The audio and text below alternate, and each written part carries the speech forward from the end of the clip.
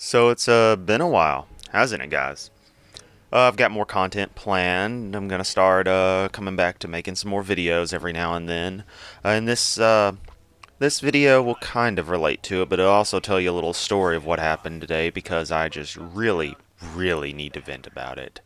If you haven't been following my website, zidar.com, you might want to click the link down below just to keep up with stuff until I get more videos going. But anyway, today.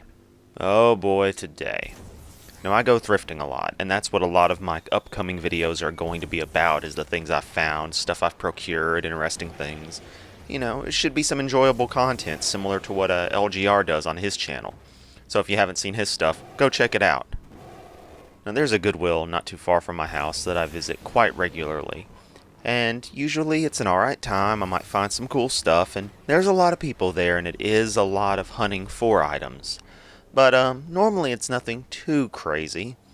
Now, the store is divided into two halves. One half is, of course, the main store, and the other half is what's known as a bargain barn. Now, not all Goodwills have this, so if you're not familiar with it, let me do a quick explanation. What they'll do is they'll have tubs just full of items. They'll bring out these large blue tubs, usually a 4 rows of 4 and a fifth row of 2 pairs. So you can count that as another row of 4 just kind of divided funny. Anyway, they'll roll these out, leave them out for about 20 or 30 minutes, then change one out each time, so it's a never-ending parade of God knows what. Depending on who's there, what time it is, how much you're willing to dig, you can get some good stuff, but sometimes it's also a fight, as I was trying to say a sec ago. Now the big deal, really, is when shoes and purses are brought out. These people go crazy over this crap, as well as lots of piles of just clothing. A lot of people have flocked to it. Other people, they know what they're looking for, so you've got the idea, kind of a free-for-all. Well, there are rules. You're not supposed to be aggressive, you're supposed to watch this, that, the other, ain't supposed to do this, ain't supposed to do that. One of the main rules is, but no one ever seems to follow it, is that you're supposed to wait until all of the little tubs have been brought out, and once all 4 are there, then you can start hunting for stuff. So you kind of got to pick your spot, decide which one you want to go to, and dig in. And that's kind of a problem. It makes kind of a free-for-all, fighty atmosphere, but nothing usually happens. Well, today, about the second or third tub that was brought out in a row contained the board game Omega Virus. Now, if you follow James Rolfe of Cinemassacre, Angry Video Game Nerd fame, then in his board game series he covered this game, and I thought it was a pretty cool little game. I wanted a copy. It's a big box too, so this is something you notice. And it was in a tub. Right on top of it was a chandelier of all things. It's like they just piled some stuff together. So I see that, and I don't know if this woman beside me heard me make comment about it, and so she took interest or what, but that still doesn't justify what the hell went down. So the tub comes, she starts digging around for that chandelier, and no one really raised a fuss about it. No one cared. I mean, she seemed to be the only person who gave a fuck about the chandelier. Cool. Well, the Omega Virus board game was sort of tied into it, so you kinda had to move the board game out of the way. And so I was doing that to help her, so I sort of pulled it out from the chandelier so she could grab it. She starts getting the chandelier, then she kinda takes the game out of my hand.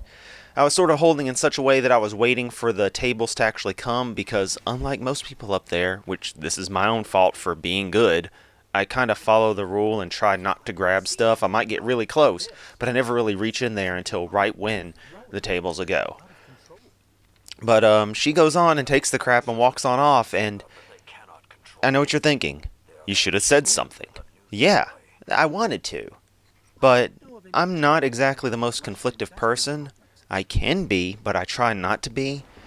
Because, this is Memphis. People like to cause drama. People like to start shit. And it's usually better to just let them have their way than to cause an issue. But this is probably the last time I'm going to be like that. Because this woman basically took the damn thing out of my hands. And I said, kind of under my breath, because I'm a little passive, really? You're just going to take it out of my hands? Whatever. Said my, extra expletives that I would add in there. You fill in the blank. I said it. And I went on very, very livid to continue trying to find stuff. Now, I found some decent stuff. No big deal, but I wanted that board game. And I'm pissed that I didn't get the opportunity.